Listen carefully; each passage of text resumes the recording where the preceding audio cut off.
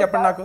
అలా కాదండి, జగన్మోహన్ రెడ్డి రప్ప రప్ప. అరే అదే ఎందుకని మీరు క్రాస్ టాక్ చేస్తారు? అరే ఇంతసేపు మీకు అవకాశం ఇస్తేని మీరు మాట్లాడినంత సేపు ఆయన మాట్లాడలేదు, ఎందుకు అంత క్రాస్ టాక్ చేస్తారు?